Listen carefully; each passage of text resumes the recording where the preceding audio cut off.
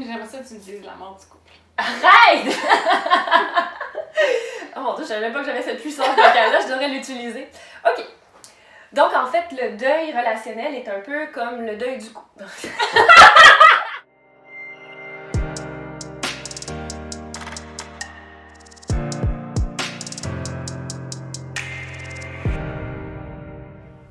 Bienvenue sur notre chaîne YouTube, mon nom est Valérie Leblanc. Et moi, c'est Virginie Lavoie du Gré. Et on vous parle aujourd'hui de séparation. Donc, on est consciente que la séparation, en général, c'est pas toujours facile, mais on vous parle de certains éléments qui pourraient favoriser une séparation dite réussie. Réussie, ça peut sembler un terme un peu étrange à entendre, mais quand on parle de réussite, c'est une séparation qui aura occasionné un peu moins de dégâts ou qui va nous amener à peut-être gérer les choses de façon plus efficace et productive, autant entre nous deux que pour nous-mêmes. Tout à fait. Donc, il faut garder en tête qu'une séparation, c'est avant tout une blessure d'ego. Hein? Quand je dis une blessure d'ego, c'est pas nécessairement négatif là, quand on entend il a un gros ego, des choses comme ça. C'est pas là où est-ce que je vais aller. C'est plutôt dans l'aspect du rejet. Donc, en fait, une séparation, c'est l'autre qui met fin à notre relation. Donc, généralement, je vais me sentir rejetée. Et le rejet, ben, c'est quelque chose qu'on va sentir qui est plus profond. Là. Donc, c'est une blessure qui va vraiment plus venir nous toucher, qui est moins une émotion de surface. Donc, on va vraiment plus profond. Et souvent, c'est là, compte tenu que ça vient toucher cette blessure d'ego-là, ben c'est là où est-ce que ça va être la source de plusieurs émotions. Donc, la colère que je peux ressentir, le rejet, tout ça, va faire en sorte que, bon, je peux devenir plus... agressive, je peux avoir de la colère, des frustrations, des insatisfactions, avoir envie aussi de me venger, ce genre de choses-là.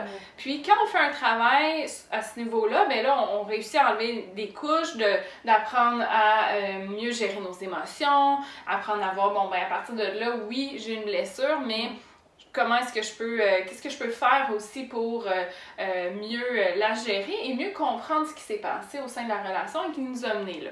Tout à fait. Parce que quand on se sépare, dans le fond, c'est qu'il y a des raisons aussi. Oui. Il y a des situations qui ont fait qu'on avait des insatisfactions, des difficultés qu'on n'a pas réglées.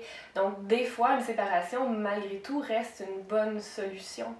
Oui, quand ça fonctionne pas, parce que, tu sais, faut garder en tête aussi que dans un couple, ben l'amour, c'est nécessaire, c'est essentiel, mais ce n'est pas tout non plus pour qu'un couple fonctionne. Alors, des fois, même si on aime encore l'autre ou on a encore des sentiments, des fois, il peut y avoir des conflits qui sont insolubles et qui font en sorte qu'on arrive à la réflexion que, ben non, finalement, mon couple, malgré le fait qu'on s'aime peut-être, on a trop de choses qui ne fonctionnent pas et ça ne peut plus durer. Tout à fait.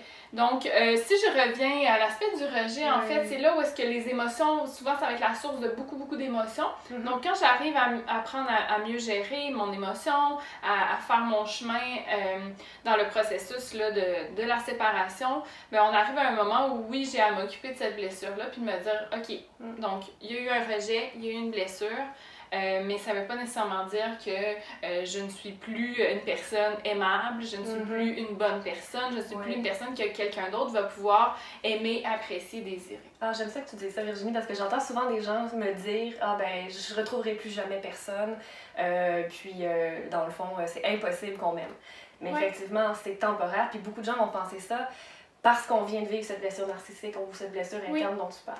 Mais c'est pas mal faux d'habitude. Et on n'a pas non plus le même rythme.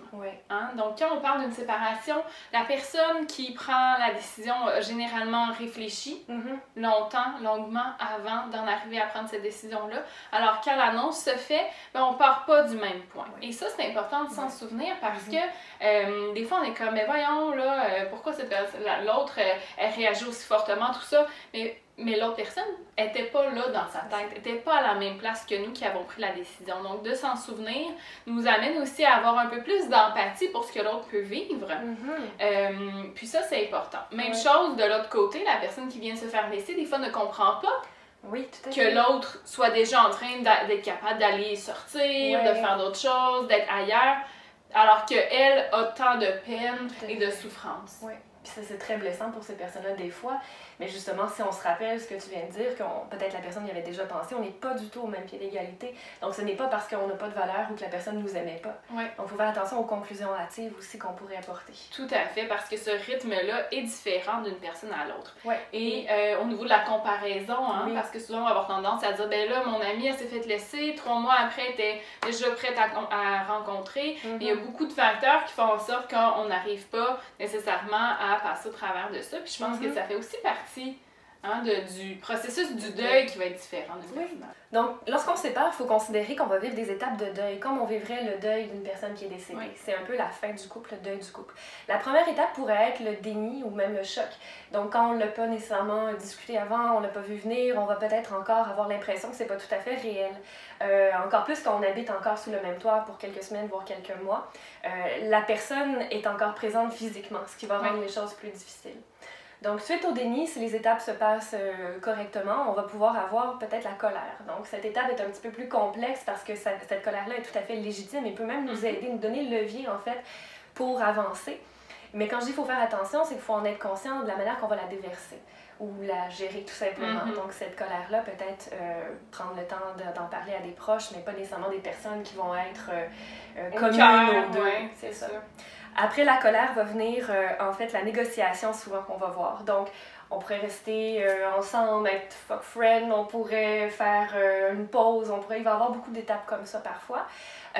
Et puis après la négociation va venir des fois une phase un petit peu plus difficile qu'on appelle la dépression, où en tout cas la tristesse va prendre un peu plus d'espace et puis c'est tout à fait normal. Encore une fois, je pense que le conseil c'est vraiment de prendre le temps de la vivre, de la ressentir et pas de se sentir mal, de se dire ben j'ai envie de pleurer ou en fait c'est normal, il faut prendre ce temps-là pour soi et la conscientiser et la vivre. Puis par la suite viendra peut-être l'acceptation et en fait on le souhaite, donc l'acceptation où est-ce qu'on comprend qu'il y avait des raisons à cette rupture-là, qu'il y avait aussi des possibilités autres devant nous et donc de faire notre petit chemin individuellement. Oui, puis à travers le processus de deuil, des fois la personne qui peut avoir laissé va avoir tendance à vouloir réconforter l'autre par un peu culpabilité, sentiment de responsabilité de créer cette souffrance-là. Mais il faut garder en tête que si c'est moi qui ai laissé, je ne peux pas être à la fois la personne qui est la cause de la souffrance et la personne qui va réconforter. Oui. Hein, ça, c'est important. Puis même des fois, la personne qui vient d'être laissée a l'impression que l'autre est la seule personne qui pourrait vraiment la réconforter, tout simplement parce que cette personne a toujours joué ce rôle-là dans les derniers temps. Tout à fait. Était la personne ressource. Donc là, je me retrouve à plus avoir cette personne ressource. Donc en gardant ça en tête, pour éviter que ça amplifie un peu la situation de part et d'autre, ben, ça permet encore une fois d'installer une certaine distance qui va venir inévitablement avec la séparation. Ouais. Petit point au niveau des enfants.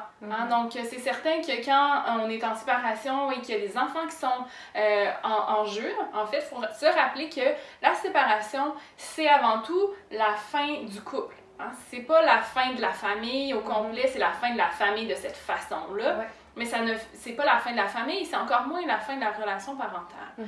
Alors, notre relation de couple va se modifier à devenir une relation parentale qui est extrêmement importante pour les enfants puis pour leur permettre de vivre cette situation-là qui est difficile aussi pour eux.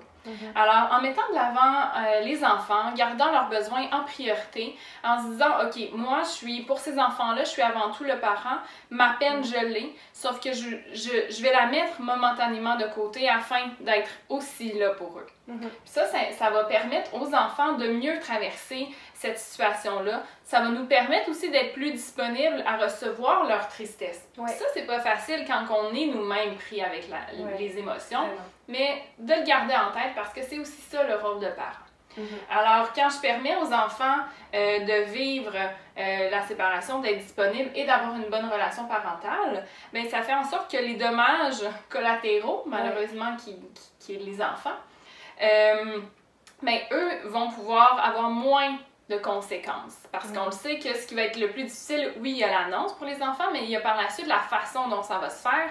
Est-ce qu'on va être en conflit? Est-ce qu'on va utiliser les enfants pour être des messagers? Est-ce qu'on arrive au contraire à se parler? Puis ça, ben, quand l'enfant voit, OK, mes parents sont capables de se parler. Mes parents, ça fait en sorte que j'ai pas peur de dire quelque chose à un, quelque chose à l'autre, parce que je sais que ça va être bien reçu. Et même par la suite, ben, je vais aussi avoir conscience comme enfant plus tard que, oh, Tu sais, si je fais quelque chose chez l'un, puis si mes parents se parlent, il y a bien des chances que l'autre soit au courant. Fait que là, il y a moins de risques là, d'être déjoué par la suite par les enfants. Puis, même pour nous, hein, donc de se permettre ça, de se dire, ben je suis là dans ce moment-là, je suis le parent, je suis dans une bonne relation parentale et je permets à mon enfant de mieux vivre ça. Et moi, j'ai mon moment aussi que je m'accorde. Mon moment où est-ce que là, je vais vivre ma peine puis que je vais faire mes choses. Oui. Mais je pense que c'est important de savoir que lorsque vous êtes en séparation et qu'il y a des enfants impliqués de moins de 18 ans, vous avez accès avec le gouvernement à, je crois que c'était 5 séances. 5 heures. 5 heures avec un médiateur. Donc, d'aller en médiation peut être aussi une super bonne option. Une fois qu'on a surtout vécu le plus gros, quand je parlais des étapes peut-être de la colère, ça va être plus facile de parler avec un médiateur et d'avoir l'ouverture mutuelle pour pouvoir prendre des décisions qui vont être les bonnes pour tout le monde. Oui, puis il faut garder en tête que la médiation, c'est pas de la thérapie de couple, OK?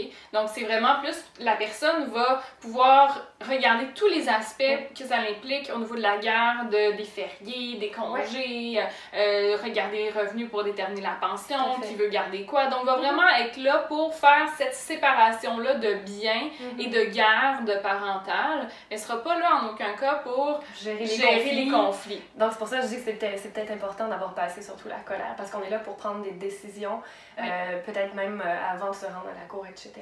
Oui. Aussi, un autre outil, ben, en fait, il est peut-être évident, mais si vous avez des difficultés avec la gestion des émotions ou peut-être avec si vous avez justement ce besoin de parler de la séparation, ben, nous, en fait, en tant que sexologues et psychothérapeutes, et donc tous ceux qui pratiquent cette belle profession, peuvent vous aider dans cette situation-là. Et puis, n'hésitez surtout pas aussi à considérer l'importance de prendre soin de vous dans une période qui pourrait être aussi émotionnellement chargée. Merci.